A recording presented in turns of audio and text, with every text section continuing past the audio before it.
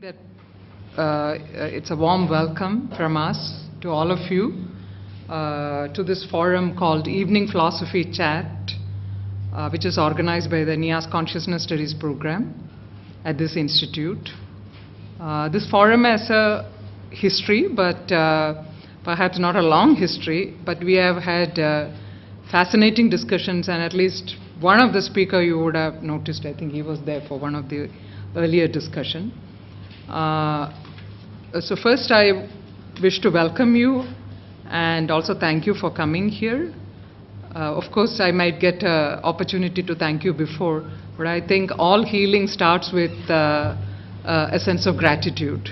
So I don't want to postpone that to the end, so I thought I'll begin the expression of gratitude in the beginning itself.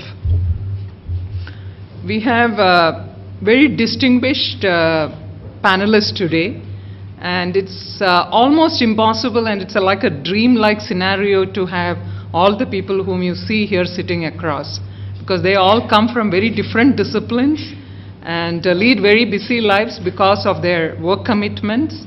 But there is another side to the personalities of these distinguished friends of ours who is here, that is they are passionate in understanding complexity which is involved in the idea of healing and the experience of healing. So today's discussion, what we are planning to do is each one of us would share our thoughts with you on many aspects of healing and the peripheries of healing as well as the center points of healing as well.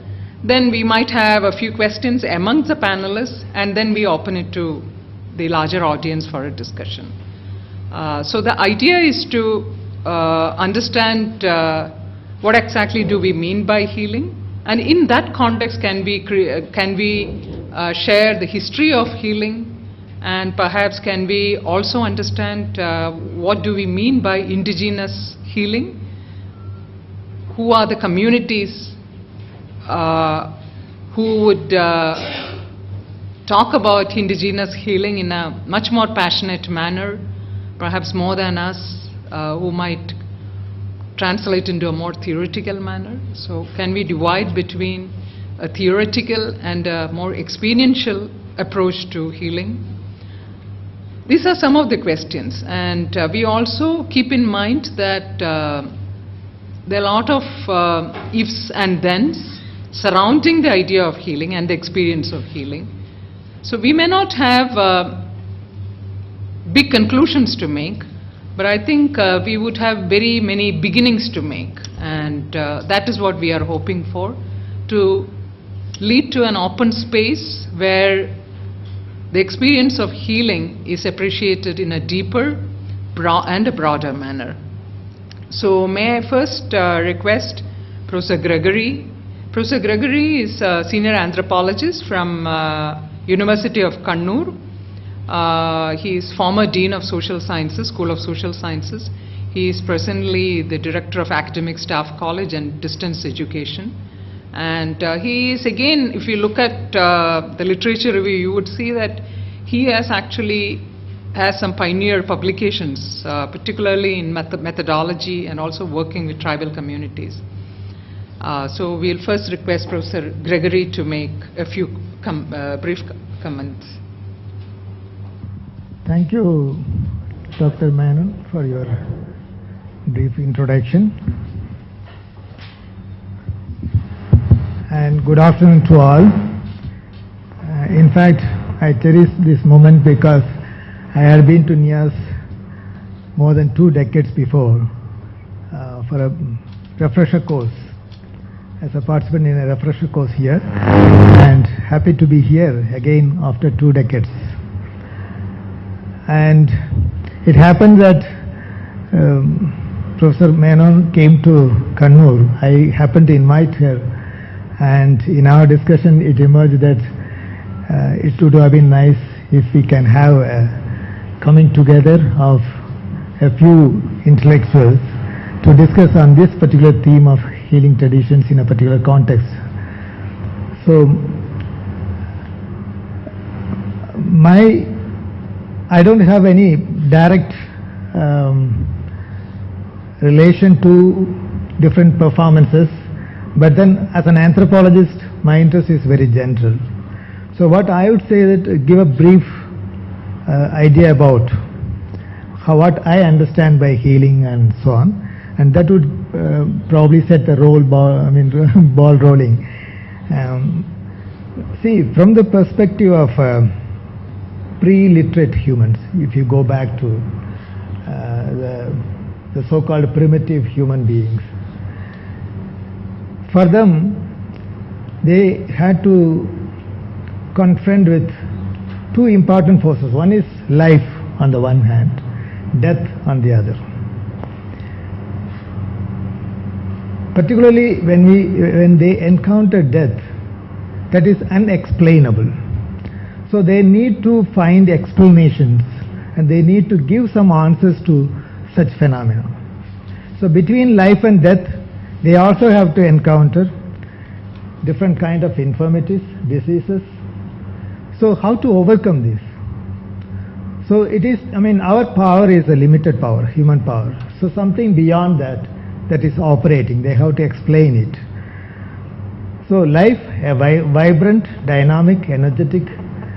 On the other hand, death, where life ceases to exist. Now, when we talk of health, it is a state of perfect balance between different forces. What are these different forces? Between some of the essential life forms, some may call it bhutas, Panchabhutas, we talk of Panchabhutas, humors, different humors. So a perfect balance from a learned perspective, but for the ordinary pre-literate humans, they also look for something which is disturbed. They face different problems, they have to confront with different conflicts, and they have to find some solutions for those things. Now when disturbed, they seek for the causes and they seek for remedies. The remedies depend on what causes the phenomena. So they try to find some explanations. So causal explanations, etiological explanations. So etiological explanations may be that there is some force beyond which intervenes in the life. So we need to propitiate those forces so that the things come to normal. It could be what we call evil eye. It could be an intrusion of a particular spirit or a leaving of a spirit. So you have to bring back the spirit to bring it to normalcy. Or intrusion means you have to take away that spirit. So in humor theory they will say that excess humor. So you need to remove the excess humor so that it returns to normalcy, equilibrium state, the state of equilibrium. So when we talk of healing, it is basically to bring to a normal condition, okay, from an abnormal condition, from a disorder, from a dysfunctional system, from an imbalanced state of affairs. Now when we talk of bringing back to normalcy, it is not necessarily a physical normalcy. It could be mental imbalance, it could be social imbalance, it could be physical imbalance. So any imbalance needs to be restored to its normalcy. So that is where the healing.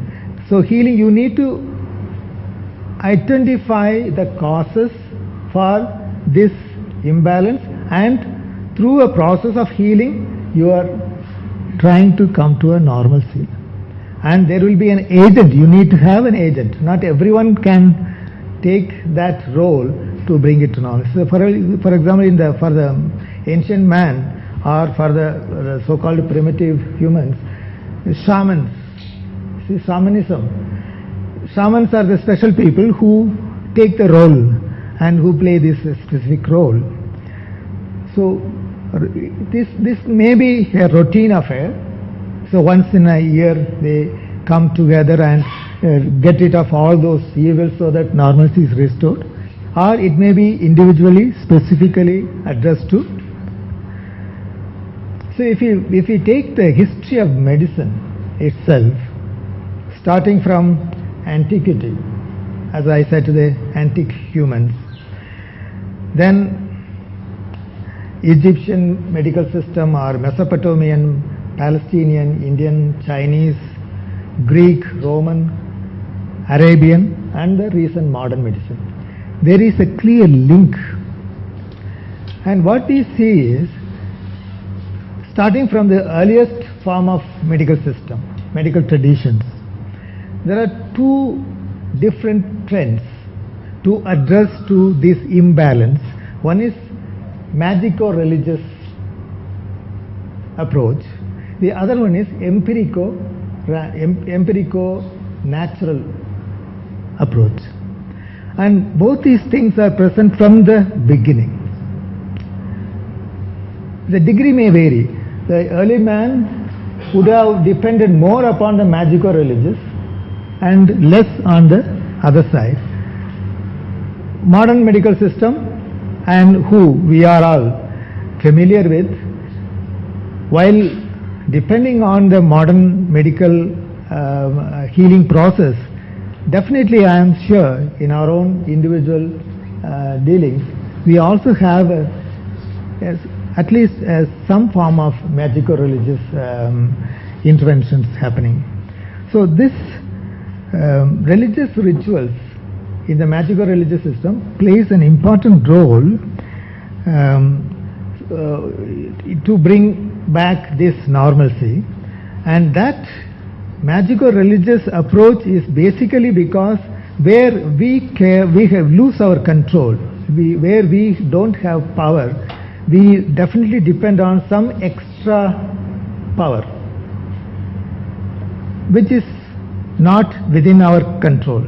So this is a process whereby we can have access to that extra power, maybe divinization or magic. Okay, different kinds of magic are there. So we resort to different traditions. So the healing traditions of individual communities have its own stories to tell. They have different kind of legends and myths associated with. And what we see also in the entire medical history of medical systems, a holistic approach, that the human beings are not separated from the other ecological and environmental system. We are very much linked to. So this balance, when we talk of, it is restoring the balance of our relationship with the entire system. So all these healing traditions, including Theyyam, has this understanding of restoring the balance to normalcy through reaching out to the powers that which are not normally we are able to reach out. I think we'll stop. I stop here so that we others will. Thank you so much, Professor Gregory, because our idea is to have, snippets of insights, and then so that we have larger discussion. May I request Professor J.J. Pallath. Professor J.J. Pallath, I don't know how many of you would know him, but he is one of the names which will be remembered by any student who would like to work on Theyyam from an anthropological or psychological or a sociological point of view. This is one of the earliest theses, doctoral theses, looking at Theyyam as both a social phenomenon and in a holistic fashion. So within the framework of anthropology, bringing in medicine and also psychology. The short introduction, Dr. Pallath. Everyone, I am really excited. These 5 minutes, not even 5 hours, is not enough for me to, give the full vent to my enthusiasm. Anyhow, I am fascinated seeing these youngsters as well as the senior citizens like me sitting here, eagerly to learn from our expositions in this evening. First of all, I thank Sangeeta Madam for inviting me to this session. Now, taking up the thread from Professor Gregory, this is an example of the healing ceremony of North Kerala, which is called, famously known as the Theyyam. So I am asked to, I am given only 5 minutes, so I am going to make a real run. 13 slides in 5 minutes. Okay, it is a folk art form consisting of myths, symbols, rituals and art forms, particularly dance and color designs, through which spirits of all forms, ancestors, legendary figures of extraordinary powers, 4 categories: nature, religion and other traditions, Shaktism, Shaivism, Vaishnavism are appeased and venerated in their effigies, column, with the accompaniment of vocal and instrumental music by the scheduled castes and tribes of North Malabar. This is important.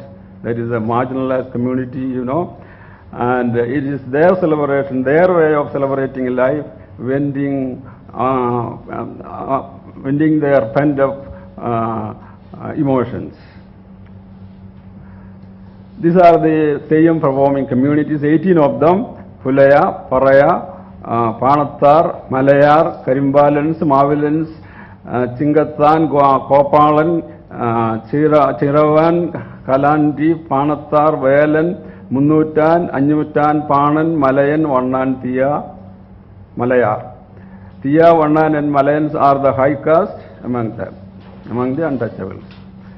Theyyam and ritual inversion, that is the most important aspect of Theyyam, and it serves as a kind of mechanism to bring out their pent-up emotions. Theyyam and ritual inversion, the Theyyam performing caste being the lowest, their grievances are expressed through a mechanism called ritual inversion of roles. During the Theyyam, the roles of the performer and the oppressive landlord gets interchanged temporarily. The oppressor in daily life becomes temporarily oppressed and vice versa. The Theyyams are generally submissive, playful and carefree.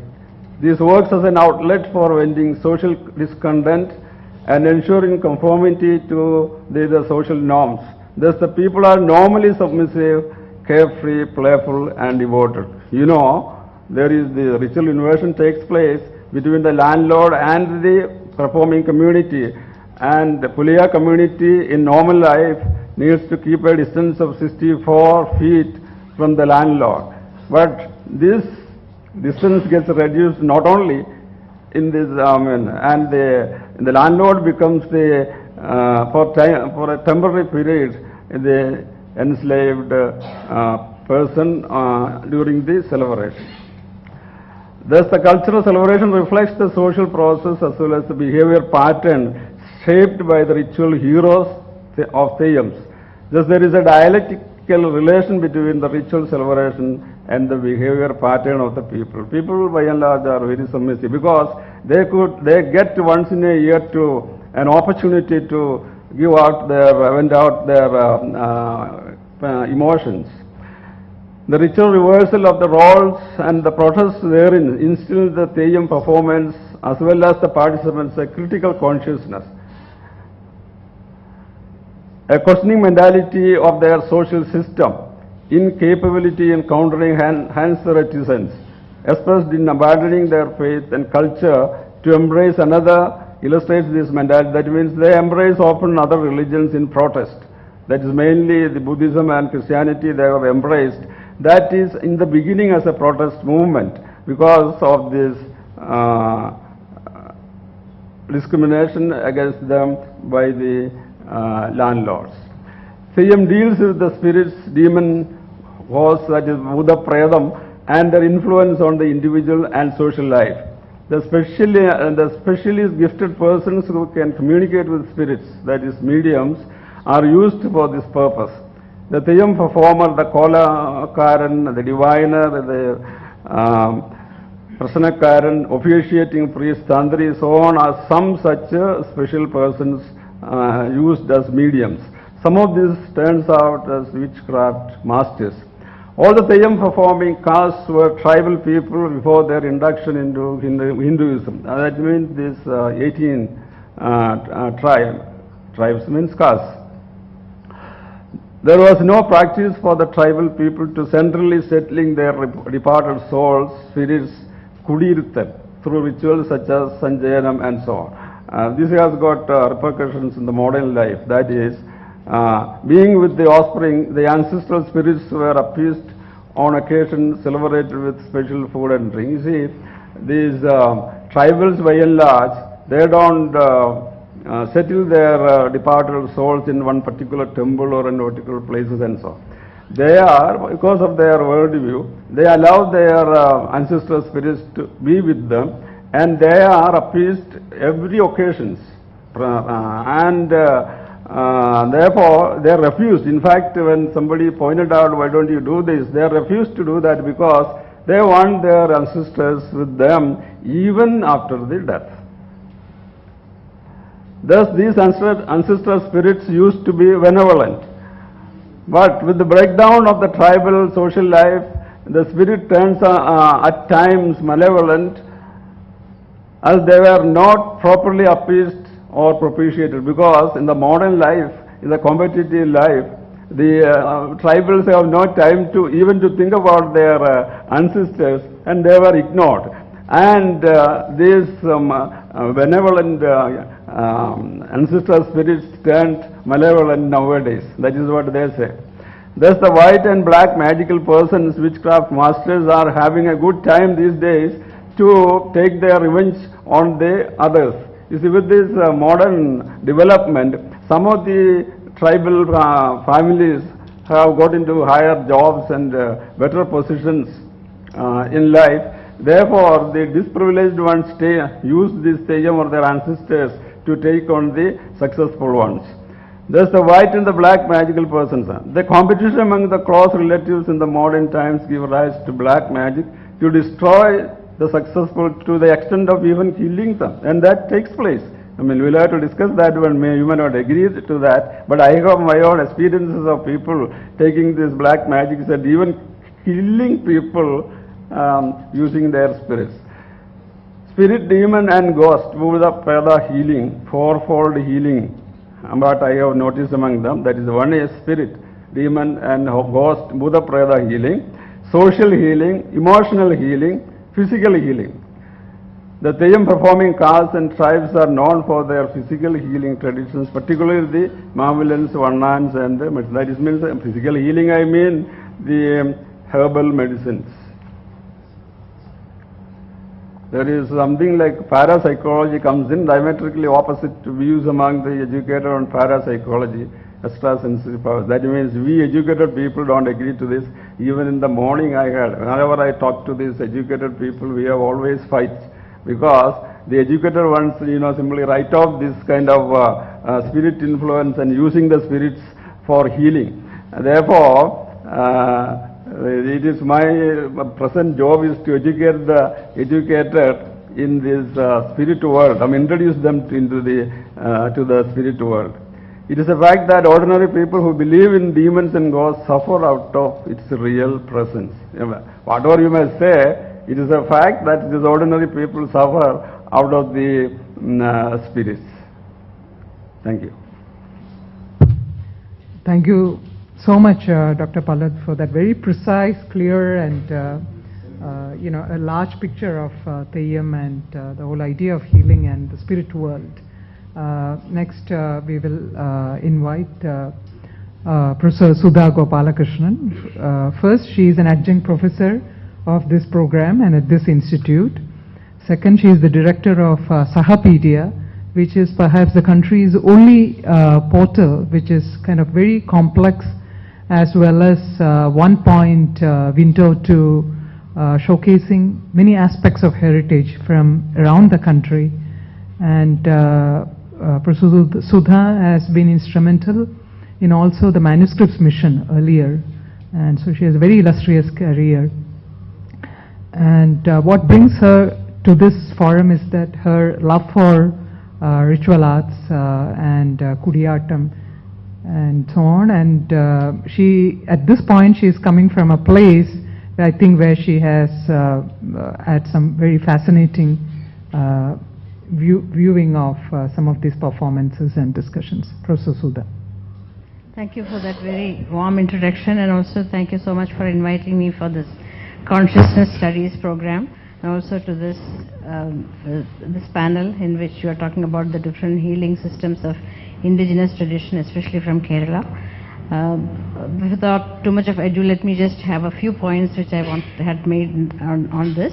One is about the indigenous healing traditions. There are two kinds of approaches, very complex in that sense. One is perhaps based on the received texts, as Professor Veluchiru Narayana Ramu may have put it, which is based on textual studies, a very, very vibrant branch that has developed in Kerala on the system of Ayurveda, and also with its multiple branches, and a textual tradition that goes right back to the Ashtanga Hridaya, the Sushrutas, Charaka Samhitas and all that, and a survey of the science texts in manuscript repositories of Kerala and Tamil Nadu by the Professor late K.V. Sharma listed more than 1,286 Ayurveda manuscripts from Kerala as original texts, and I think only about a very, very small percentage of that has been studied. So we have you have a very large field ahead of you in terms of healing, learning this, and so that also the practice that went with it, including the Ashtavedya families, the treatment systems.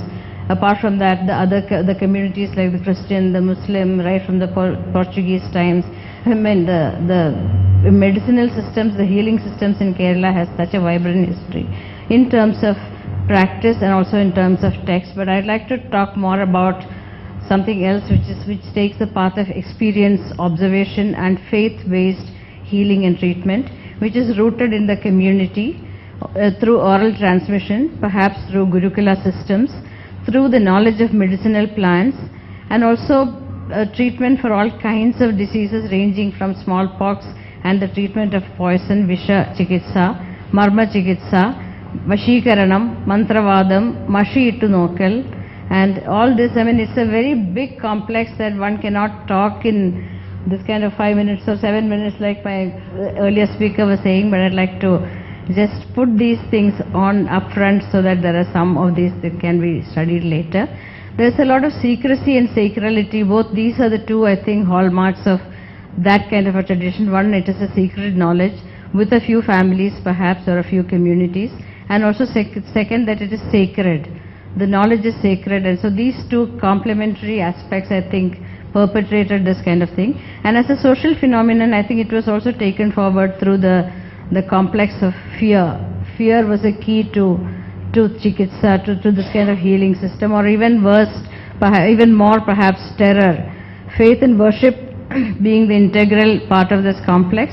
Nercha, through nercha, votive offering, and through which takes the form of, for example, ritual, sorcery, magic, dhyana, mantra, tantra, performances such as Theyyam, which was spoken about and which will be taken up in more detail.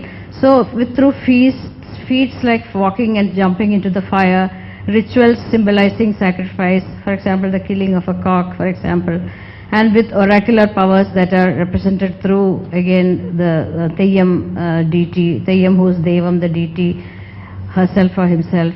And there have been these kind of deities that have been worshipped right from the beginning, right from the, for example, Chirma, Mariamma, Chatan, and also in the other system, the Bhagavati, for example, Cheranallur Bhagavati, Kodungallur, Chotanikara, and so these are all actually familiar to that world, and it is sort of highly integrated into that world, is what I'm trying to say.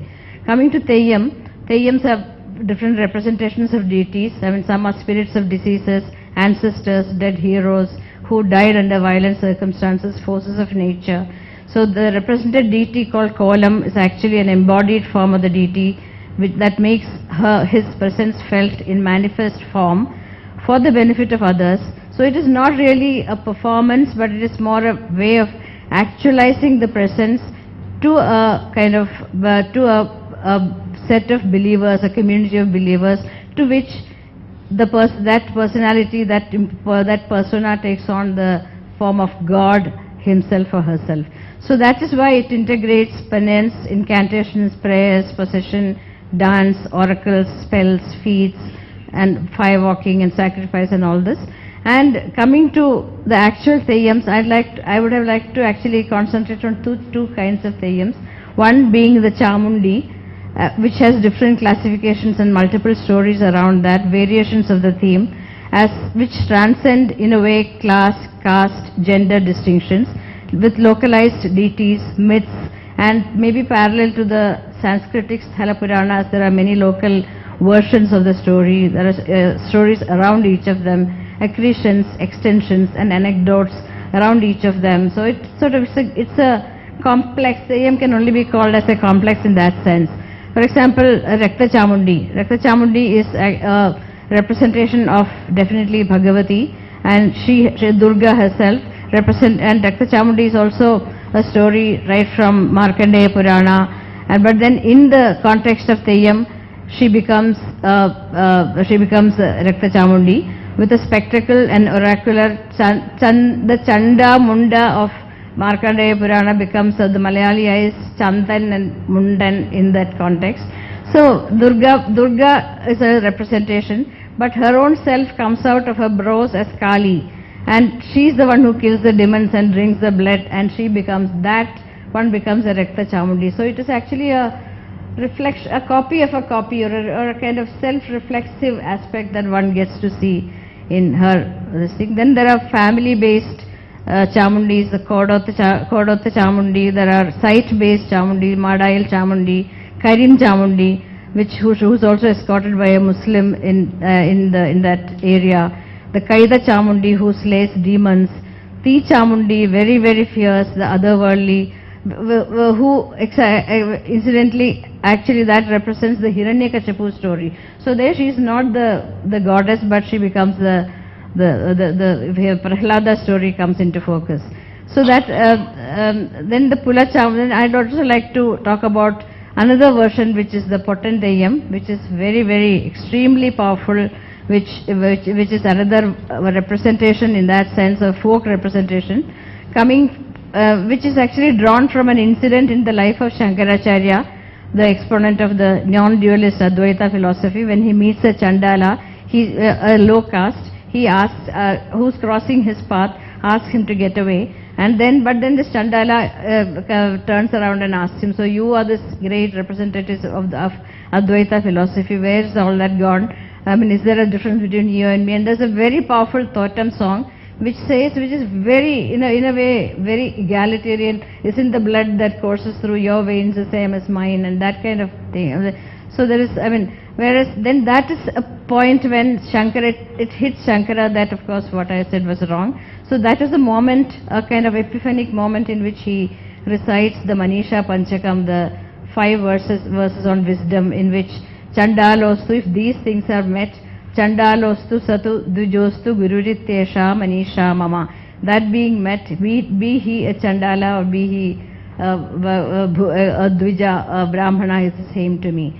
So there is another version of this same story in which is given a twist, in which the assertion that it was Lord Shiva himself who disguises himself as a Chandala to appear before Shankara to test his willpower and redirect him towards the path of self-knowledge. So here the codes of the ritualistic drama of Theyyam becomes a kind of divine, affords him with a divine manifestation, and it is a kind of twist, a kind of self-reflexive again, in which the person becomes not a god as in a Theyyam, but as a Pottan. He is a Pottan Theyyam. He is an imbecile. He is a no-gooder. He is a half-wit. So that is being ascribed to him, but also the highest philosophy. And that is, so he is also venerated as one of the 5 mantra murtis. So these are many and then when he speaks about healing and power, and there is so much more magic, potency, faith, so all that gets combined. So Theyyam cannot be studied, it has a lot to study, and Sahapi Day will be very happy to take it on as at least, if not as a full-fledged study of Theyyam is impossible for, I think, one institution, one generation of people. But we could try and make a database to begin with of the Theyyams in North Malabar will be very happy to do that. Thank you. Thank you so much, Sudha. Now we request Dr. Damodaran. He's from University of Chennai. He is again one of the names you would see when you make a literature review in the area of anthropological studies in Dalit studies and also related to Theyyam studies. Dr. Damodaran. Thank you for all of you. Turn to the organizers' invite to be here and be patient to listen our nonsense. But every nonsense you can have, you can make some sense. Okay. Anyway, so I would like to start by wishing all of you who gathered here a very glittering happy New Year 2019. Happy New Year. So the very idea of healing is very much basing on the concept of practices designed to promote well-being. The well-being, that means the balance. The human as an organism, to that of it is ecology or environment. So it usually need to be happens mentally, physically and spiritually. And most of the time this is used to be happens through the remedies of herbals, ceremonies and rituals. So indigenous healing in that sense, having an approach of holism. It is a holistic approach. So the other kind of medical systems or the healing traditions, other than that of indigenous healing, not much holistic in nature. And the healing practices of indigenous people most of the time have three important components or strategies: cultural or social healing, second, mental or psychological healing, third, the medicinal healing. These are the three important core of indigenous healing. So the healers are very important also, and the healers are directly applying their practical knowledge of their own life experience. Those life experiences are used to be accumulated themselves through their life, I mean cultural experience. So in that sense, for me, the indigenous healing is nothing but a cultural healing. So I want to see indigenous healing is cultural healing. So there are many other kind of argument also be there, but so I want to emphasize here in this panel discussion, there are a lot of cultural importance that need to be looked out and debated. And most of the time, the people look out, whether it is a layman or a scholar or a researcher, they used to extend their lookout through a kind of what an outsider's viewpoint. So that most of the time giving not a proper insights, it is very partial insights only used to be provided. That's what the interpretation and the acknowledgement on indigenous healing used to be very much not proper. Wrong interpretation most of the time used to be happens. So what I wanted to stress here, there need to be a combination of emic and ethic approach to understand the whole relevance and the existence and the implications of indigenous healing. Emic and ethic, I means in a sense of insiders and the outsiders perspective. I am a person talking about Theyyam, can able to tell in both sense, since I am coming from a Theyyam performing community, and as well as a devotee and also an academician.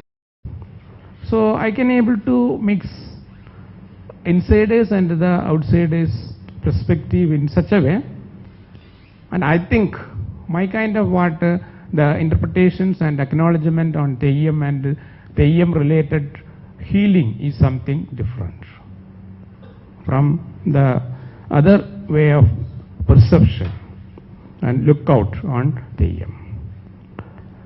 So whether it is an insiders or an outsiders outlook, we need to look at this issue, what we are talking about in this panel, need to be culturally done. Because indigenous healing is culturally safe. Indigenous healing is culturally safe. Why I am saying, in a sense of globalization that is very much creating lot of issues, including cultural homogenization. So the culture of ourselves is subjected to erosion, cultural erosion. So that's what culturally safe healing is very, very important and significant.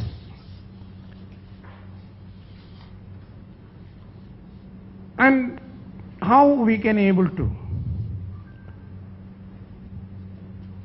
look at preserving, acknowledging, respecting, extending the knowledge embedded in our own so-called the indigenous healing system or the traditional healing methodologies. We need to establish healing centers, especially designed healing centers need to be established. We need to support our indigenous healers. We need to properly acknowledge, respect and address their issues, their problems and their existence also. And we need to give adequate funding also, support also, motivation also. Need to be legitimate the collaboration of the healers or the indigenous medical healing system to that of the society. That also very, very important. So overall I wanted to tell, it need to be studied in a micro level, not in the periphery level. So we need to develop a kind of a methodology.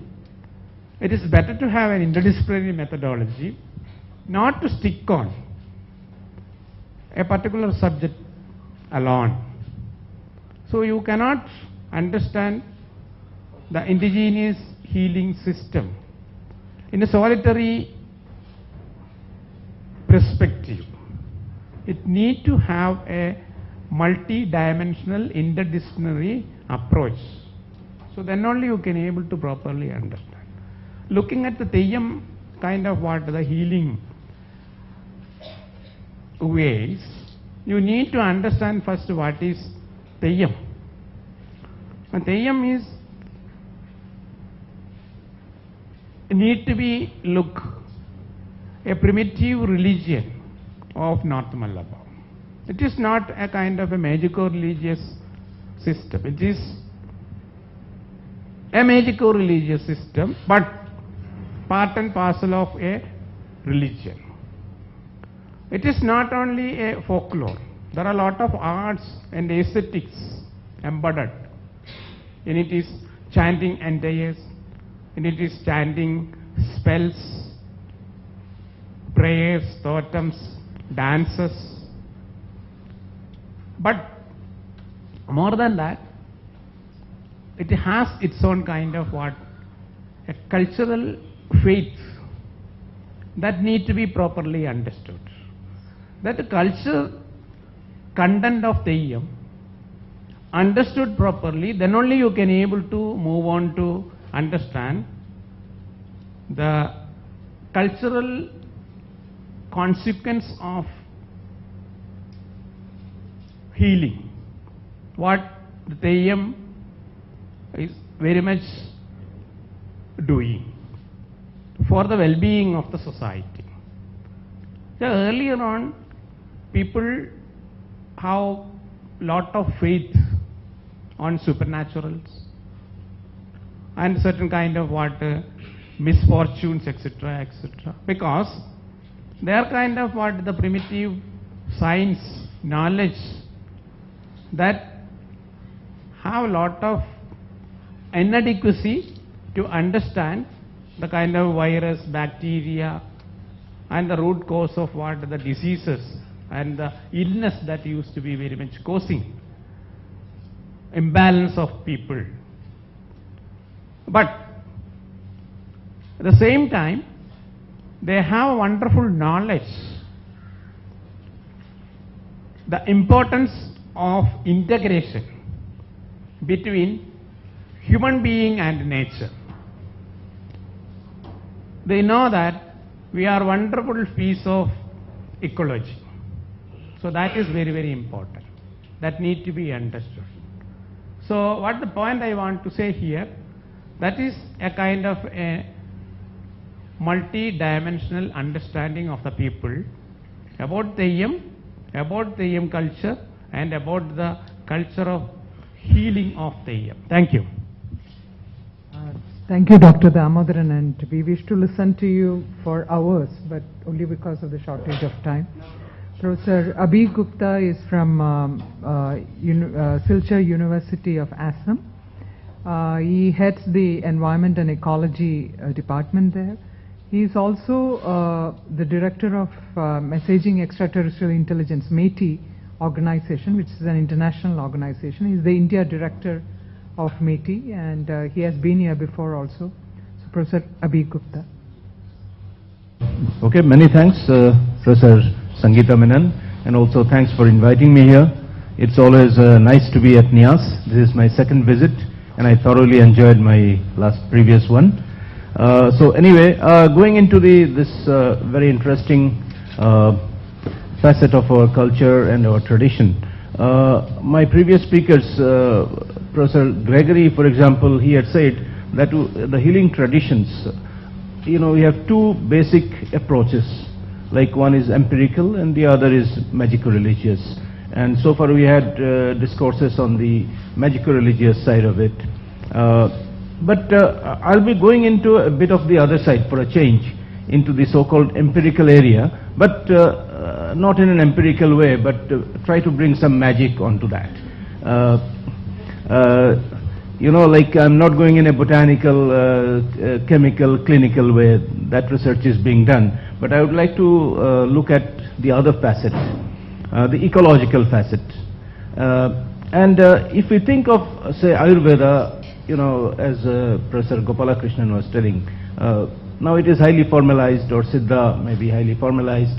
But beyond this, formalized healing tradition, we have in India, we have about 500 tribes and sub-tribes. The place where I come from has a large number of tribes in South India. Everywhere we have tribes, and each of these tribes perhaps has one pharmacopoeia of their own. And that pharmacopoeia is largely ecological because they're using plants which are available in their own locality. The plant is not brought from outside. So a person practicing in Arunachal Pradesh would be using some common plants but many different plants than one using in Kerala, for example. So this gives an ecological, aspect to that. So what, fascinated me about this project at NIAS is that we really have an opportunity to look into this particular ecological and, a kind of a worldview aspect linked with the plants. I mean, the plant doesn't remain a plant really, but the plant also has a kind of its own existence and how it has come. And because of the, knowledge and the tradition handed over generations, there is a kind of, possibly, a kind of a Buberian dialogue developing between the practitioner and the plant, or the plants, and through the plant, the forest, the entire ecosystem around that place. Now, I think in those kind of peripheral healing traditions, this is one great wealth of knowledge and also a kind of, reassurance for us. We were destroying this planet for our various purposes, and we are also getting the backlashes now. I think we need to look into this particular connection, very organic ecological connection that these healing, practitioners represent. It's not only healing the body, it's healing the entire society. So perhaps there is a, unique opportunity to look into these connections that we can do through the study of these healing traditions. Not taking the plants per se, but taking the spirit of the plants, I mean, in a sense. So, in fact, I think NIAS or the researchers here are really very well placed. Some of the young people are here to really look into it. Perhaps look at how there has been some erosion. Maybe perhaps take a remote place and look at the herbal practitioners. How does he or she look at her plants? How the worldview shapes the shape of the plant, the nature of the plant, and how does it change as we come down? And also, how are they adapting to the changed situation? I think these are very good lessons we can learn, because I'm thinking of, as an environmentalist, I'm thinking in backdrop the menace of climate change that we are facing everywhere, and we'll be facing it more. So there, in terms of our vulnerabilities, our adaptations, our adaptability, all these knowledge systems, all these things that bind us to our roots, to our soil, would be very, very useful to each one of us. We may live in an urban system, but these sort of roots, if you know about them and recognize them, I think it can also allow us to delve into our own self, understand our own self better, because how the consciousness has shaped itself in relation to nature in these communities. I think we have a unique opportunity of looking at those. So, and when you look at these plants, we may be getting a lot of, as I said, this is not a typical, analytical study, and also these people have not developed it in a very analytical manner, but more in a holistic, in a hermeneutic manner, I should say. And therefore, when we look at it, maybe a lot of folklore, and as I said, a lot of magico-religious practices. Yesterday we were talking a lot about mantravadam. Now this mantravada may be mixed with the plant. They maybe, I don't know really. When you look into it, maybe the mantra and the plant, the empirical and the magic, may be mixed together, and you don't know how to separate them or where to draw the boundary. So I think this is what about this whole study excites me, and I would be really looking forward to knowing more how things unfold as the project goes on, and with so many young researchers trying to probe into the field, I'm sure that lot more new things will come out, and maybe we'll have another meeting called by Sangeeta, and where we can again discuss the outcome and look at the results. So with this, I would like to conclude what I had to share today, and look forward to the other speakers. Thank you. Thank you, Professor Abik, for bringing in the importance of both magic and an empirical approach. I think it's equally important. The next panelist is Dr.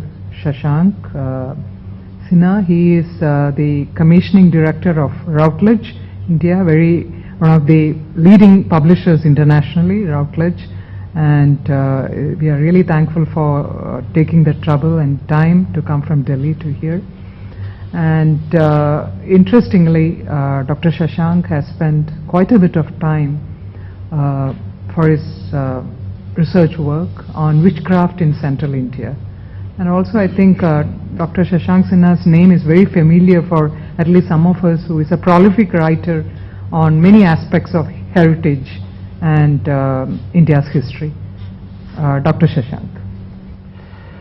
Thank you, Professor Menon. Being a student of history, elements of continuity and change become very important for me. And what I propose to do today is provide a very simplistic, and I'm saying very simplistic, historical overview of healing traditions, among the tribes in Central Asia, by Central India. I think, I'd confine more to diseases and their treatments as well. For me, this very important part of this debate is the social, particularly when we study societies like this, is the social construction of the disease. How do you construct the disease? Because on that is dependent the diagnosis and the treatment as well. And let me take you to, say around last 150 years in terms of very, very generic overview. Let me just go back to say some time frame in say 1850s or so, something like that. I think the diseases, there were 3 or 4 different causes of the diseases. One was, of course, the whole idea of angry spirit. So every disease had a spirit. The smallpox has a, cholera has one. So there were angry spirits which need to be propitiated or which had to be, appeased. And they would take the helpful, the help of other deities or spirits as well. They were called bongas in the central Indian region. Then there are, wicked human beings, as they would call it, mainly wizards or witches. And the third part is also the larva, larva or insects. So for instance, headache was attributed to a larva, or even rickets was attributed to a larva. Now, if that is the thing, basically, then, the treatment method would also differ. And in terms of, they would have an incremental treatment method. So the first would be household remedies, wherever, massages or fermentation would work, But the next stage would be the root medicine. And that had to be administered through a doctor, who's called Raranik, who would, and the whole idea was the disease and the medicine should meet each other to be able to cure the person, right? But the third stage was, if it doesn't still work out, you go to what was, who would double as a medicine man come witch doctor.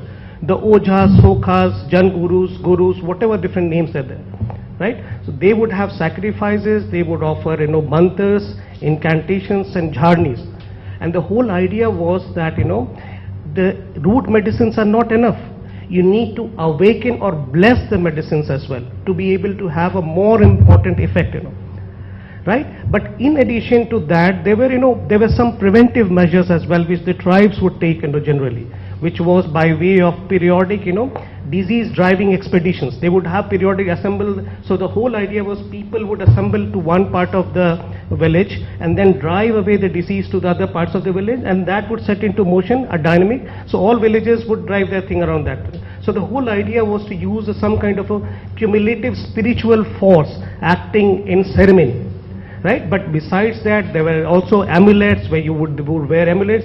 But more important, there were some very important therapeutic spaces, what I call is the community dances which would happen every day in the evenings, or the youth dormitories which would serve as a very important part of the oral transmission of knowledge, or the festivals where they would renew their faith with the nature and the spirit world as well.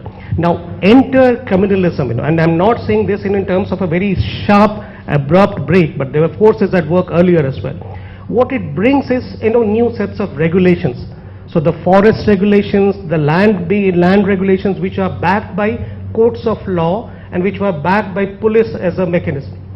Now the land and forest legislations, they because of land being made of, kind of a private ownership of land, that caused a lot of disruption in the tribal societies as well. But also in terms of new actors on the scene. So the Christian missionaries, the middlemen entering the tribal societies, the money lender, the contractor, they're all entering the tribal society. Very important influx of what they would call the outsider. What it also brought in is the whole notion of Western medicines. The vaccination, the inoculations, the injection as a very important source of medicine. One shot would take care of all those things, right?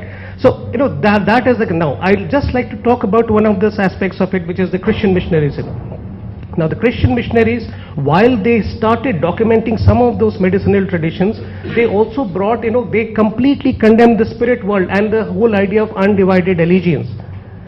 And in the process, while first they were setting up hospitals and dispensaries, but what they also did was, they were very opposed to this whole, the therapeutic spaces, in terms of community dances or the youth dormitories or the festivals, as well. So, that is one component that was brought in by the missionaries, But besides that, in terms of indirect consequences of the colonial rule, the whole idea of dispossession, the whole idea of distancing from forests and medicinal plants that were there in the forest brought about certain big uncertainties, also introduced new diseases as well. So what happens is that there is some kind of a restructuring both internally and externally in the whole idea of diseases as well, right? So for instance, some diseases began to be attributed to the outsiders, like leprosy, or like, tuberculosis, or like venereal diseases. They were attributed to outsiders who are now visiting the tribal areas. And the whole notion of even the traditional epidemic change, So the smallpox or cholera would now be attributed to witches. Now this witches were, as opposed to earlier witches, they were trained witches, which had more powerful. So they could eat your liver from a distance. They could, show seeds of, sickness, which they brought from somewhere in the northeast or somewhere from Bengal, and they were trained witches, With that also the whole idea of, a socially benevolent white magic and a maleficent, black magic, this distinction also became very pronounced in that period. And there is a lot of new spirits also being invented as the traditional pharmacopoeia failed to understand the new medicines as well. So a lot of new deities or spirits are being, there as well. And also the healing methods also started changing us. So while we had this, Jharnis, mantras, folks and all that, and as I said, the Western medicine has already been brought in, the exorcism rituals. And now the sacrifices also brought in a very different idea. And I think, so earlier the rituals and would be addressed to tribal spirits. Now they were being addressed to Kalima or Shankar or Shiva, as well. So, a lot of new deities are also being incorporated in that whole idea of this thing. Now, from there I take to the post-colonial context as well.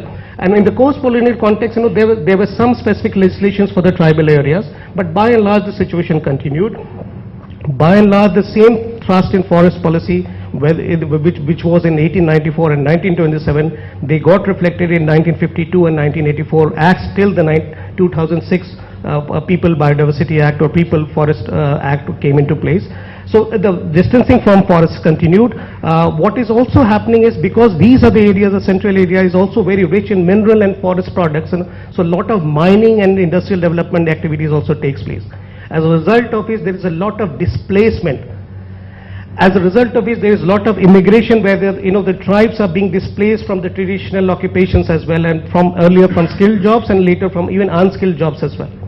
So this whole climate of uncertainties, and it was thought that modernization and development would bring about change. But my own study suggests that there have been more violence in the tribal areas. The idea of the witchcraft, so the spirits witches continue to became more important perhaps, The idea of witch hunting has gone up as well, by, women being, accused of, causing illnesses and diseases. And not only for, epidemics and big diseases, but also for smaller diseases as well. The ojas or the medicine men or the witch doctors have now become, kind of a proliferated the area. So they've become one point stop where you get everything related to sacrifice, worships, rituals, everything. And they have started also sometimes dealing with modern lifestyle diseases like BP and diabetes as well. And then there is a third layer of doctors. Now these doctors are sometimes, they call themselves as doctors to, distinguish them from the witch doctors, right? So which would include the quarks, which would include semi-qualified, qualified, homeopaths, allopaths, Ayurveds, everybody, within that tradition. And there is a very interesting component. Their idea is fast cure. As opposed to the witch doctors, they say that we offer fast cure. And to have some kind of an internal relationship, they have also begun to, in some cases, offer, money on interest to the tribes as well. So there's some kind of a patron-client model also emerging within that. plus you have, the Christian missionaries and faith healing traditions as well. Multiple religious organizations have got into that, and also the involvement of NGOs, particularly with international development. I'll stop here. Thank you. Thank you so much, Dr. Shashank. These are fascinating stories, and one would like to talk more about it, and we will have opportunity to discuss further. Let me now welcome and invite my friend, Professor John P. John. He's a professor of psychiatry from National Institute of Mental Health and Neurosciences, NIMHANS, and he also heads the Neuroimaging Center at NIMHANS. And Professor John has been always interested in looking at healing from a multi-perspective point of view. He's also interested in the idea of self and the construction of self. After hearing so many stories which are kind of quite complex, perhaps a kind of a breather or a kind of a halter to see if, how do we understand some of these ideas from a psychiatrist's point of view. I wouldn't say psychiatry point of view, but a psychiatrist's point of view. Professor John. Thank you, Professor Sangeeta Menon, for the very generous introduction. Thank you for inviting me here and giving a wonderful opportunity for me to interact and listen to all these learned scholars talk about their trade. Listening to all the learned scholars talk about Theyyam and the indigenous healing traditions of our country, I think I'm a slight misfit here. I am a psychiatrist trained in Western medicine. I did my medical graduation and then subsequently did my MD in psychiatry. I practice Western medicine. I do not have any exposure whatsoever to indigenous healing. So because the title of this discussion links self, indigenous healing traditions and ritual arts, I thought I will speak about self because that's an area that I would probably be more comfortable with, and also probably bring in the importance of understanding culture in self. And this is our rich culture that you have all talked about, and of course, I would probably try and link culture with understanding of self and thereby treatment of psychiatric disorders. Before coming to the concept of self, I would like to talk about why the concept of self is important to a psychiatrist. Psychiatric disorders, almost all of them can be considered as self-disorders. For example, a disorder like schizophrenia, that is the most severe of psychiatric illness, can be considered as a blurring between self and others. For example, what happens in one's own head is misinterpreted as somebody else talking to me. So there's a blurring between self and others. Disorder like anxiety disorders can result from low self-esteem. Disorder like depression could be characterized by feelings of sadness with a focused inclination towards thinking about one's own negative attributes. A disorder like mania would be characterized by excessive happiness with a focused attention on one's own abilities, so that, they think very highly about themselves. And so on, the list goes on, So almost all psychiatric disorders can be considered as self-disorders. So for a psychiatrist, the understanding of self is important. So self has multiple layers, the concept of self. The basic layer, which is referred to as the existential self, involves the understanding of me as distinct from the others, me as a distinct entity, and me as a constant being. So this is referred to as the existential self. And this is something that sort of starts developing in the initial 2 to 3 months of our life, and then subsequently it adds additional layers as the child grows up, the infant grows up. The further layers of the concept of self involves the categorical self, which is distinct from the existential self as the existential self, I am different, I am distinct from others.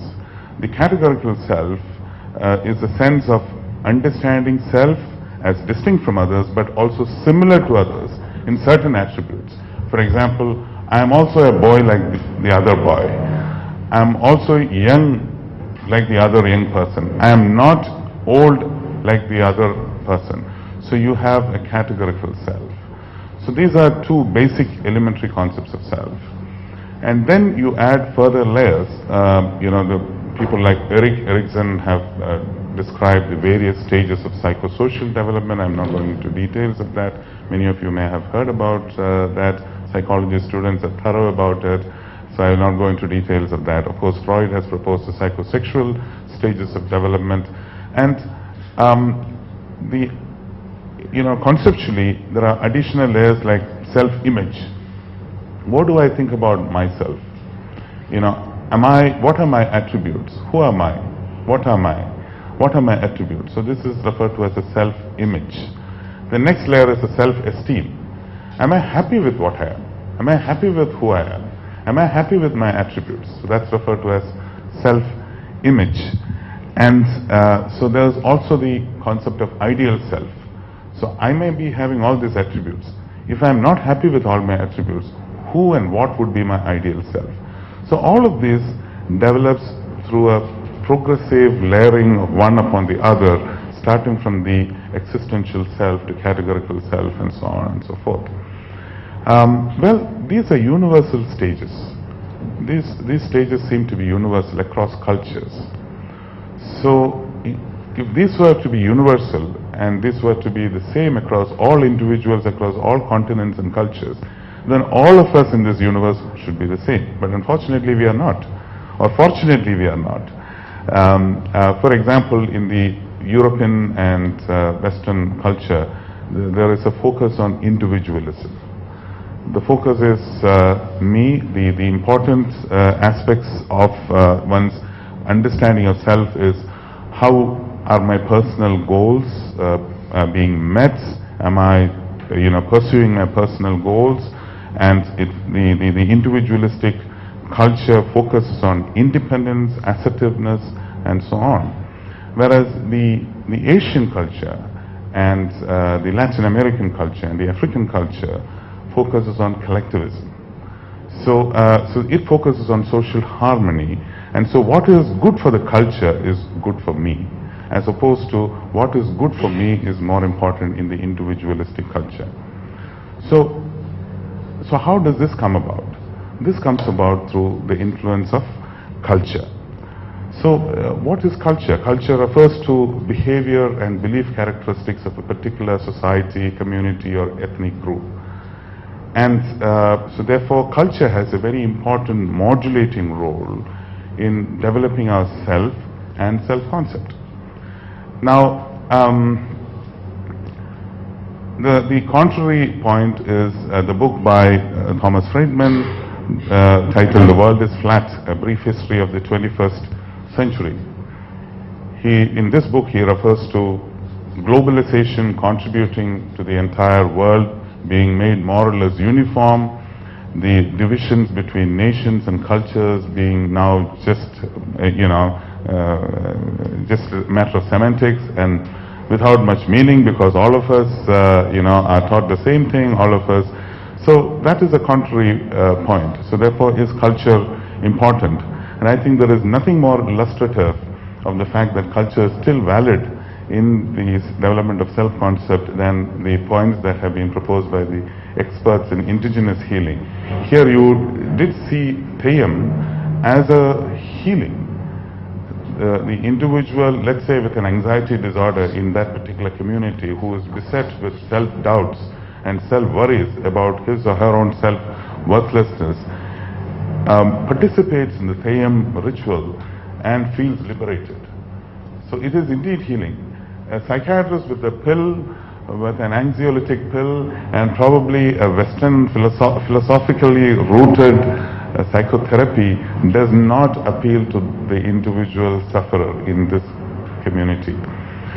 So therefore it is so important that we understand the role of culture. So I thank you for highlighting the role of culture in the development of self. I don't think however many arguments that I may have put forth from a Western point of view wouldn't have sufficed to answer that the critique satisfactorily. So therefore, the question that I have right now is, am I a Western-trained psychiatrist good enough to treat individuals in this culture, in my culture, with the methods that I have learned from textbooks that have been written by Westerners and who have, which have, and unfortunately we don't have an Indian pharmacopoeia. I have to study Western medicine and I practice on this. Practice using those medicines on my patients. Well, it is important that, of course, there are certain things that are universal. There are certain problems that are universal which get treated with medications because you have certain neurochemical changes of certain networks that are occurring in your brain which can be reversed through medications. So therefore, it is quite possible that a large majority of my patients would recover with the medications that I have to offer. But the patients will not accept me if I do not understand the cultural facets which have sort of driven the development of the self-concept of the individual. So therefore, it is so important for modern practitioners to understand the cultural underpinnings of development of self-concept and its disorders, and probably that's the one lesson that I would take from this discussion, and of course I'd be happy to interact with all of you to just probably develop this concept further. Thank you very much. Thank you so much, Professor John, and for bringing in the many aspects of self. As you would know that some of these discussions on healing, which relates to community, individual, and also multiple dimensions of consciousness, I sometimes feel that they are bordered by, of course, in the larger space of culture, but on two sides you would see two disciplines, and I could be wrong, but I'll stand corrected if I'm wrong. But I feel these two disciplines are on one side is psychology, and the other is psychology and psychiatry, and the other is philosophy. So we have at the very end of this panel Professor Srikumar Nellikapilli is a professor of philosophy, Department of Humanities and Social Sciences at IIT Chennai, and Professor Srikumar has widely published in the area of medical ethics and also Ayurvedic traditions and related aspects, and he has got very many important projects as well to work on these areas. And he also brings in very enriched outlooks by his training in Western methodological frameworks such as hermeneutics. Professor Srikumar. So thank you, Professor Sangeeta, for inviting me to this evening, and happy to see all the young faces this side and slightly younger faces there. So I believe we are slowly coming to some sort of a consensus as far as the panelists are concerned that culture is important. And finally, that is something which a psychiatrist who is trained in the European tradition has asserted just now. So nice to hear this from you, Dr. John. But I'm sure that all of us would agree that health and healing are really fascinating concepts, which all of us desire to be healthy. And the enigma of health, as Hans-Georg Gadamer would put it, is that though all of us want to be healthy, all of us desire health, we hardly know what it is. There is a fundamental, ambiguity about the very concept of health. We don't know what it is. We know about health only when we lack it. Then we know that, okay, health is that something which we lack. But what is that something? Something which, to articulate what it is, what exactly it is, there is some fundamental ambiguity about our understanding of health. As Dr. Sangeeta said, I am trained as a philosopher, so Please don't expect anything concrete from me. It's a little abstract. Okay. And now, what I mean is that to capture this, now I'm going slightly from health to another concept, which is slightly a higher order concept, the concept of well-being. Because I think that's what we are actually talking about. We are more concerned with well-being rather than health. Okay. And there is, I don't know, there is hardly any difference between these two. Of course, I'm not talking about the scientific aspects of it. Now, to capture well-being, we have consistently failed in it. That is something which we have to agree. We all consistently failed in capturing well-being. That's the testimony is the number of hospitals, which every other day in our neighborhood. Today morning, Ragesh took me around the campus and he showed, this is a hospital. So just near NIAS, maybe there is a meaning for that, which come first? I don't know. Maybe the hospital came later after an educational institute here, so you need a hospital. People with lot of, yeah. So, this question, the question of well-being, what is well-being and how to tackle well-being, this is something which all traditions and all civilizations grapple with this problem. And we all know that, Professor Grigory has mentioned this when he talked about the different traditions of health, right, starting from the Mesopotamian and Egyptian and Greek and Roman and Indian and Chinese and Arabic. So all traditions, these are the sort of,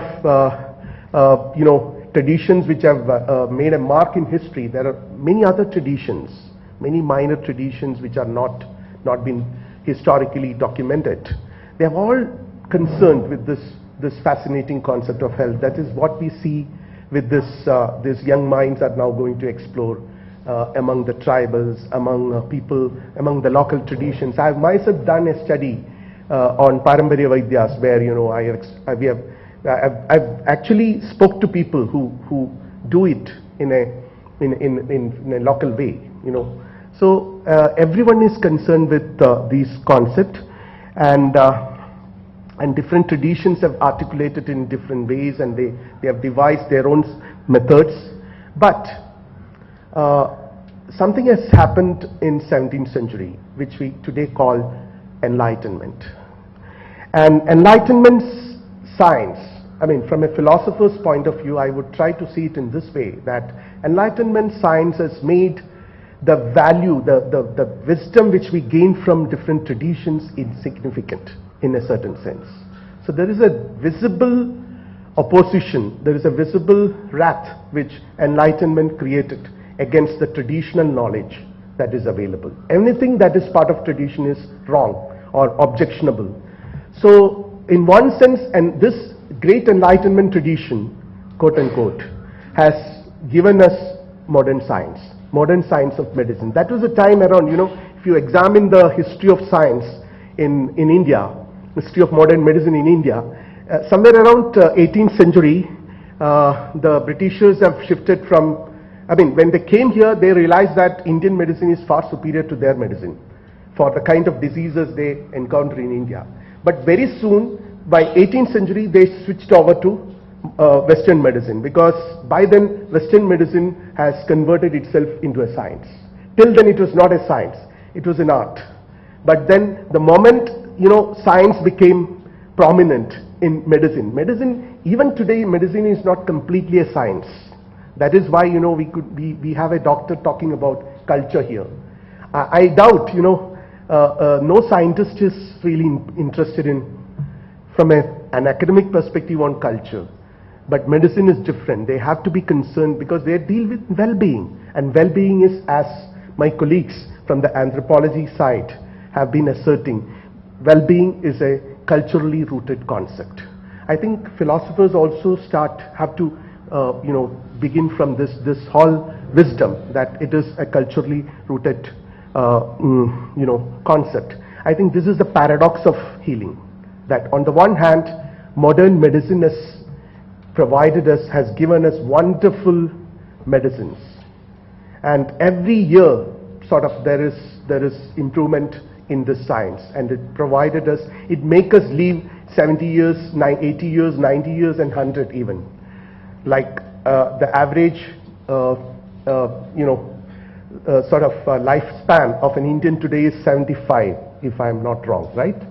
But during 1940s, it was, I believe, 50 or somewhere around that.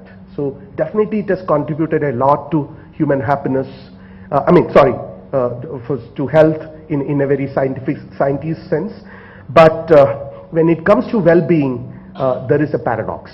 Whether it has really contributed to well-being or not, this has to be critically evaluated. I am not denying the value of modern science and enlightenment in this whole project of exploring the very idea of healing and well-being. But at the same time, we need to critically evaluate this. I will wind up this, but just one point. The other day, my son asked me, he wanted me to, he's 15 years old. So he said he wanted to speak about a book which he likes, and in a school, in a competition. So he asked me, which book should I read and speak about? I said, you read Gandhi's, Mahatma Gandhi's Hind Swaraj, which is only 70 pages, but a tough book. So he sort of struggled with the book, but one good thing about him or bad thing about him is that he's a very fast reader, while many of us are. I am personally a very slow reader. Then he said, my teacher would definitely ask one sentence to pick up from this book. And I said, this is that sentence: happiness is a mental condition. I think that is the essence of healing, well-being. Happiness is a mental condition, which takes us to the spiritual aspect of well-being as well.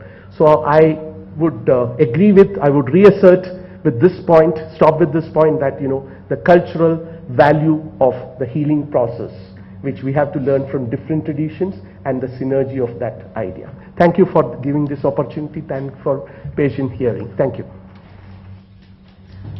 Thank you, Professor Sri Kumar. That brings to the conclusion of the first phase of this discussion. Of course, we have taken more time than we expected, but it's very important that we listen to some of these insights a little longer, and that's why it took. But I think it has its own importance. Well, we have very fascinating mini accounts of very complex ideas about healing, communities, culture, and a participatory force which connects all this behind.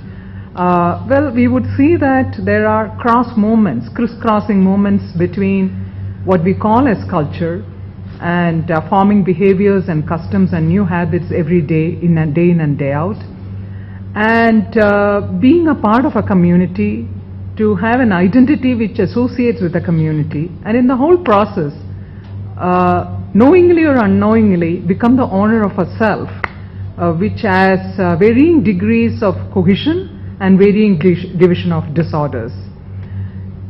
It's also interesting, I think, to see that we are talking about a sense of movement. Something is moving all the time. And also, in that process of movement, there is also a phenomenon which is emerging, which is doing together, which is, for example, driving away a spirit to a particular extremity of the particular village, or by doing community rituals and propitiating spirits. And I would think that the movement also includes, apart from our collective actions and doing together, involving and including multiple agents and stakeholders. And these stakeholders need not be just humans, but it could be objects, different kinds of materials. And I think that's where material culture becomes very important, herbs become very important. So in a sense, we are talking about macrocosm within microcosms. So we'll open it to larger discussion and questions and comments amongst the panelists, but there is very little time. But I think what we can do is we will kind of open it amongst the panelists as well as among the audience. So whoever comes, whichever comes, we'll take it. And may I request that here the idea is to have brief questions. So I'm sure there are very knowledgeable people in the audience. We would have many meetings like this to come. At this point is to have kind of, more concise, specific ideas or questions we would have or comments to make. Thank you. So the floor is open now.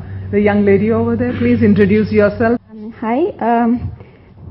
Thank you so much for a very, very fascinating discussion. I come from a field called as Science and Technology Studies, and very recently I've started looking at the politics of care in technoscience. Because the session was on healing, I was looking forward to hear more about the idea of care, but somehow the idea of care was not discussed upfront in its ways. So I'm interested in looking at, we discussed communities as like a collective identity, but there are also individual identities.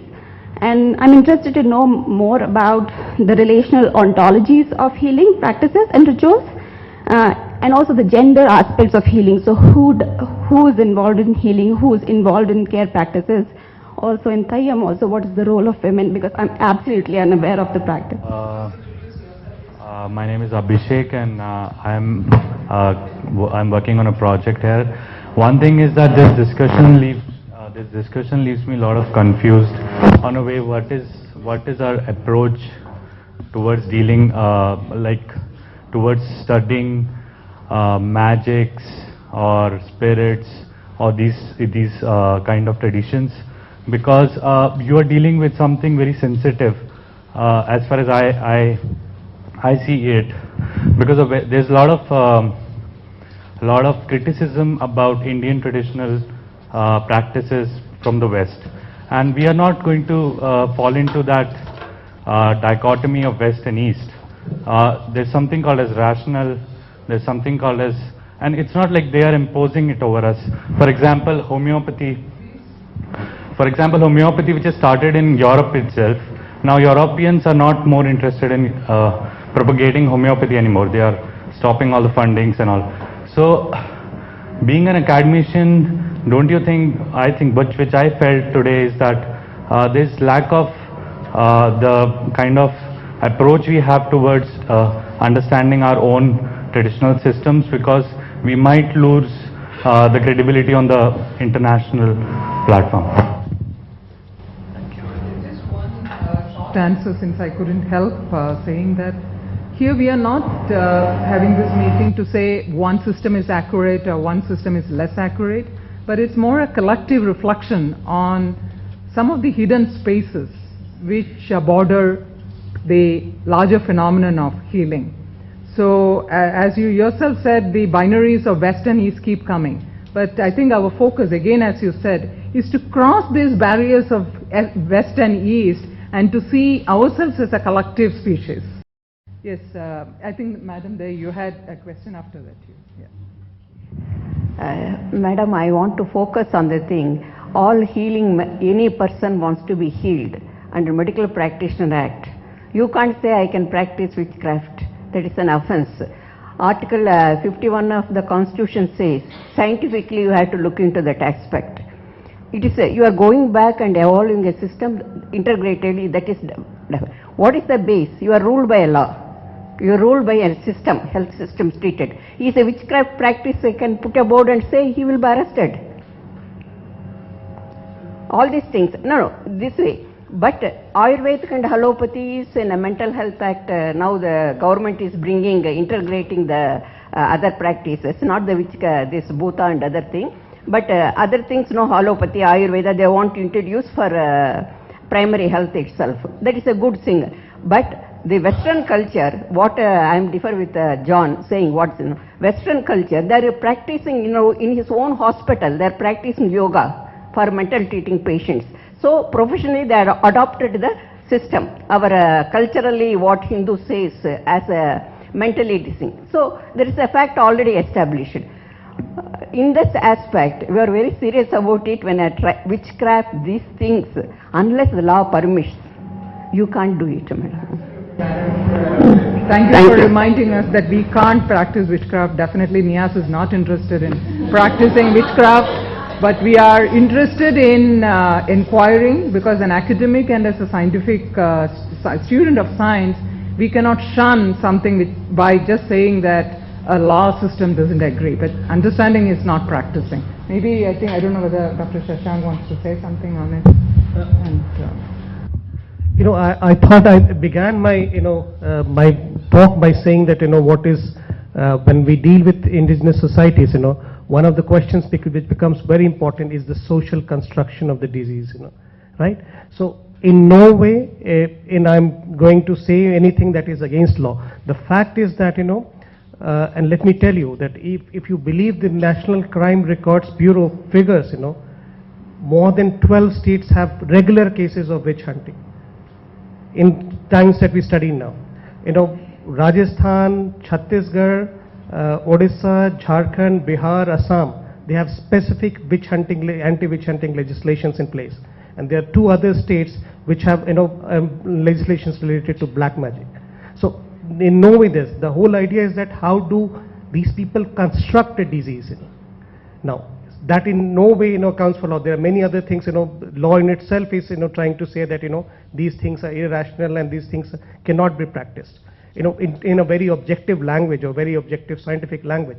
But the fact is that this continues to happen, even by the most recent things. So it's more about popular imagery of a disease, it's more about social construction of a disease, rather than we're talking about law is certainly, there.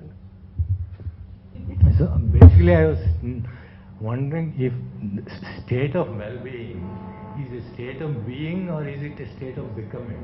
Because when you are well-being means it not only implies that you are well off and doing well, but if there is a perturbation and you can regain your original state of well-being, that is implicit in well-being. So it might be better off considered as a state of becoming rather than being.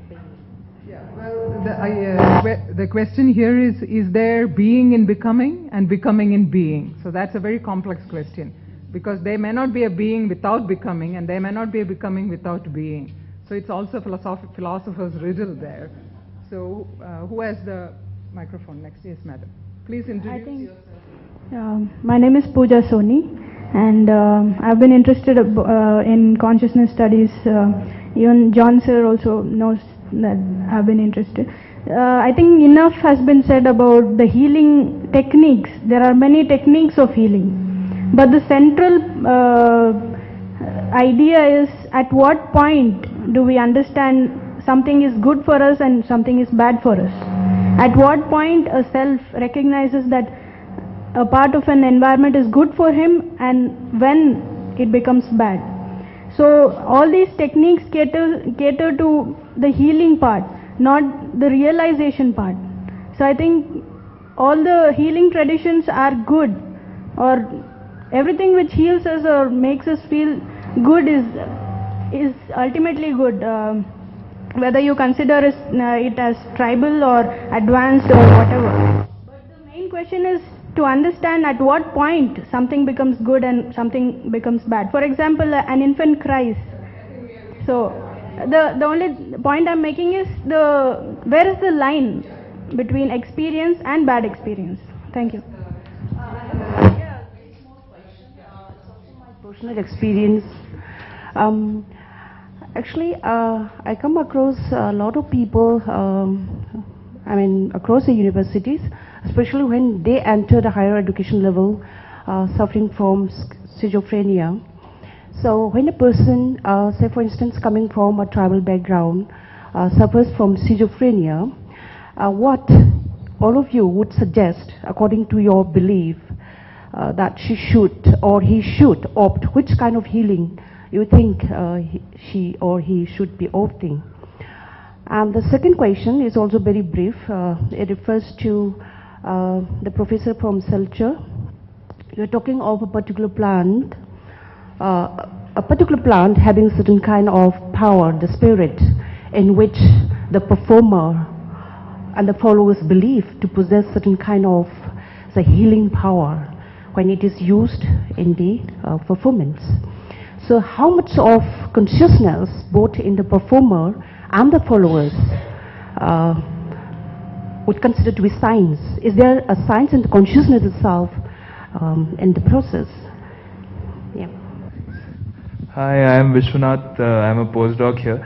I had just one question about, so somebody mentioned that there is still continues to be magico-religious element to healing even now, even in Western societies. I'm wondering, could that be something like the doctor's bedside manner or a placebo effect, and maybe more important in cases of like psychosomatic disorders or something like that? Hi, I'm Samhita from Jain University. I'm a PhD scholar in specializing in cognition and Indian indigenous and transpersonal psychologies. My question is regarding psychiatric disorders, which you also called self-disorders, Sir John, sir. And in this book called Parallel Universes by Fred Alan Wolfe, he suggests that, disorders like schizophrenia, paranoid schizophrenia and dissociative identity disorder, these disorders are perhaps, signals from a parallel universe, an alternative reality. So he suggests that, for example, in dissociative identity disorder, perhaps it is multiple souls in the same body. Because I worked in a neurology clinic. Yeah. So yeah, what are your views on this? Okay, so I'm Meera Kumar and I'm a PhD student here, working with the same project. So as a student of literature and psychology, my interest is in the area of meaning-making processes. And it occurs to me that when we look at traditions like Theyyam and ritual arts, there are very context-specific meanings associated with them. And these meanings come to be associated through symbols. My question is, while we associate certain meanings to certain acts and certain symbols, we also seem to dissociate certain meanings, as in much of what is going on is not explained rationally to the patient. So, and I'm not very sure if it makes sense in its very rational use to the practitioner either. So there is some amount of ambiguity in understanding what exactly is going on. So does this dissociation of meaning also sort of give a power to whatever is going on? Is there a power of the unknown that works in all of this? Sure. I'm Ashwini. I am also a PhD student here. I am a student of psychology. My question is that we have, as human beings, we have beliefs, and beliefs actually shape our thoughts. And how far is the belief going to act upon the healing practices? There are different cultural practices that we have like right now discussed. Moving on, we have also embarked on Western practices that has disrupted the indigenous practice, and somehow the memory of the indigenous practice is lost, and the meaning has also changed over time. And how far the person who is treating or who is a healer and the relationship with the person who wants to get healed, what is the belief that that they form with each other, and what is the kind of relationship, and how does it affect his total holistic well-being? Yeah. There's no one at this point to have a question. If that's the case, I think we will just ask the panelists, anyone who would like to respond to any of the questions, and may I kindly request that the responses are not more than 2 minutes per person. Sure. You see, as Umar said, the enlightenment, prior to the enlightenment, I think the problem starts with the Descartes' cogito ergo sum. That is, I think, therefore I am. That is a Western philosophy and the root of enlightenment and the Western civilization. But for us Indians, and particularly for the tribal people whom we are representing and talking about, I feel, therefore I am. That is the emotional dimension of the people. And it is in all these witchcrafts and these well-being expressions of treatments, dancing and all other things, the celebration is of that of emotion. And it is, you rightly said that when the tribals are in their emotional celebrations or emotional culture, they are being bombarded with this intellectual Western education. Naturally, they would develop a double personality. And that is because of that they are developing schizophrenic personalities.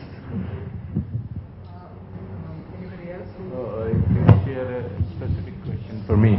No, actually what I meant to say is that the modern science is also approaching utilizing plants for making medicines, and it follows a specific methodology, okay? But for in an indigenous society, when a doctor, when a healing practitioner, he or she takes up a plant and does it, it's more than that. It's less of that empirical approach and more of a holistic approach, where the very existence of the plant, its association maybe with his ancestors and so on, so many complex things may vary from place to place and tribe to tribe. That comes up, a lot of folklores. So it's a whole kind of assortment of ideas that comes, and that again I'm sort of incursing into Professor John's area, how it has some kind of reflection on the self of that particular practitioner and a scientific researcher who is approaching the same plant for the same purpose perhaps. So this is what I want to make the distinction. I think I just respond to one thing, which is, a lot of questions are coming up. I think, I can safely say on behalf of the panelists, that we are not treating any ethnic group as a monolithic community. So there are various kinds of people who are following different traditions. There is a set of people, a large set of people who are following indigenous healing traditions. But this does not amount to saying that, does not amount to say that none of them are opting for Western medicines or something. Or, that is like, so it's not as if treating those groups that we study as very monolithic, watertight groups.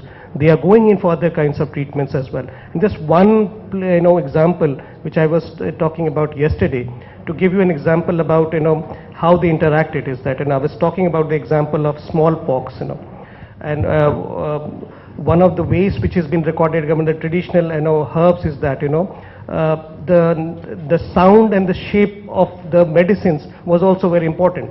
So, when we talked about root medicines, the diagnosis part, so the smallpox has eruptions, so, conical prickles on the samel tree, the red cell cotton tree, or warts on the ficus tree were a very important source of, treatment for that, So that had a cognition part. And then, let me take you to some of them very opposed to, so particularly there's a group which is opposed to the blood, the notion of blood. It came as a reaction to sacrifices. So they would oppose the medicines as well by their very, the cultural construct as well. One other example, let me give you. There was a case of smallpox, I'm talking about one example from Ranchi in the 60s, There was a case of smallpox outbreak, And so there was a neighboring, neighboring village, and whole the villages, fled into a forest, anticipating an outbreak in their village as well. So the vaccinator tries to reach out to them. And so they say that, but we haven't come under the spell of smallpox. And this guy is trying to persuade them that, look, this needs to be done as well. Anyway, in some time, the disease comes into this village as well.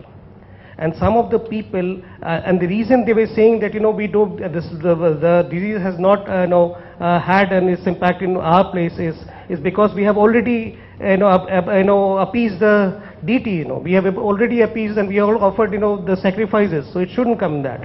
And when it comes finally, and then some people get vaccinated and die. So the new construction is that, look, you have angered the deity now. So even your vaccination doesn't work. So the idea that I'm trying to make is that, for some sections, the social construction or the cultural construction becomes very important, and that's what, we've all been talking about in some way, the cultural construction part. I think Professor John would like to.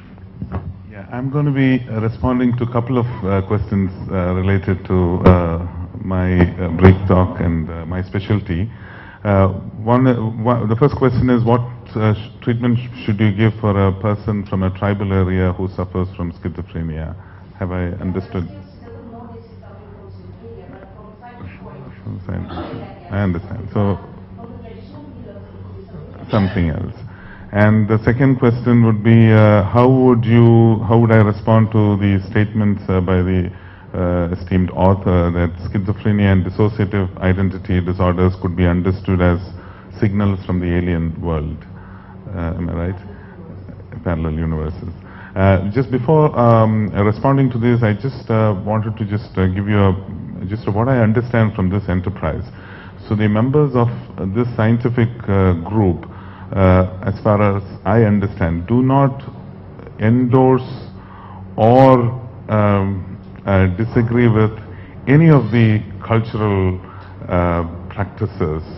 These are observers. I mean, we are scientists. Of course, each one of us would have a personal predilection, a prejudice or bias at a personal level regarding any of this, what we see around us. But the quest for any scientific enterprise is to observe and to draw inferences and see why a particular phenomenon is happening in a particular place at a particular time, and how do you understand that. You observe it, you make notes, and then you make inferences. Of course, if you need any scientific study to prove or disprove a hypothesis that is generated from this observation, you do that, and that's the reason for doing any scientific enterprise. So therefore, at least I do not endorse or disagree with any of the observations that I'm going to be making as part of the scientific enterprise. So to answer your question specifically, of course, a person, if an individual is brought to a healer, any healer, an allopathic healer, an Ayurvedic healer, or any other healer, the healer tries to understand the individual's problem in the framework that he or she is trained in. But the crucial thing that any healer should keep in mind is that it is not just your framework that is more important, but the framework of the individual sufferer. So I am treating this problem of this individual which has occurred in this environmental context. Because that problem has occurred in this environmental context, the individual has responded in this particular manner, and this is how I understand this problem. And now in my framework, whatever it is, I understand this problem, I diagnose this problem as having schizophrenia or anything else, and in my framework I give an antipsychotic medication for this particular individual, but it is okay for me to prescribe the medication. But for me to ensure that this individual takes the medication and gets healed, I need to understand this person in the individual's context and talk to the individual in a language that individual understands. Okay, otherwise my healing process just stops short at my writing of the prescription. I am happy, I take my money and go back, but the patient's condition remains the same. So therefore, understanding an individual in a particular cultural context, and which is an extension of the self-concept that I was referring to. How does self evolve? How does self-concept evolve? How do disorders of self evolve? So these are essentially understood in a cultural context, and therefore the value of cultural understanding is very important. And I think in our context, this is our cultural understanding. I mean, there are individuals, majority of individuals are not Western educated. India still resides in the villages, even though that sentence is becoming less and less meaningful nowadays with the invasion of internet and mobile phones into every home and hand. Second question, regarding the invasion of parallel the schizophrenia and dissociative identity disorder as phenomena which reflect signals from a parallel universe. Now, a lot of patients with schizophrenia experience symptoms which they attribute to sources in a parallel universe. This was what I was referring to at the beginning of my brief talk as self-other disorder. So essentially the individual's experience is an internal experience, but which is attributed to an external source. And now we know that it is not just patients who interpret internal experiences to an external source, but maybe even other authors who currently right now refer to phenomena that we see internally within our universe to a phenomena that is generated from an outside universe. But of course, I would love to have some scientific evidence of the kind that we all generally accept to take that thought further forward. Right now, I would probably consider those as conditions which can be treated, and we have treated, and later once they come out of the problem, the patients do no longer consider themselves as being subjected to any interference from external agents. Thank you, Professor John. I'm a little worried whether I should ask any of the other panelists to speak, because it's 6 p.m. I see people wanting to leave. So with due apologies that I'm unable to ask the other panelists perhaps to respond, because this meeting is only an eye-opener. We are going to look far and wide with those opened eyes in the coming months, and we will have several other meetings. But as a parting note, if I might say, I think the whole endeavor is to create connections between the binaries which we take as kind of realities in our life, everyday life. We are kind of confronted with binaries every moment of our life. That's number one. Number two is, in the process of connecting the binaries, are we also creating more collective enterprises and thereby expanding our consciousness? Because finally, what we talk about consciousness is a multidimensional phenomenon, and where there is place for more things than less. So we are talking about creating spaces or awareing spaces of more inclusion and more integration, if possible. So with that note, may I thank all the panelists for this evening. This is one of the most beautiful evenings I personally have experienced in the recent past, and I'm looking forward to such evenings to come in the future too. And thank you all for your very valuable suggestions, insights, questions, which we are going to definitely take forward, and we'll get back to you. So please do come again, and you take care. Sorry?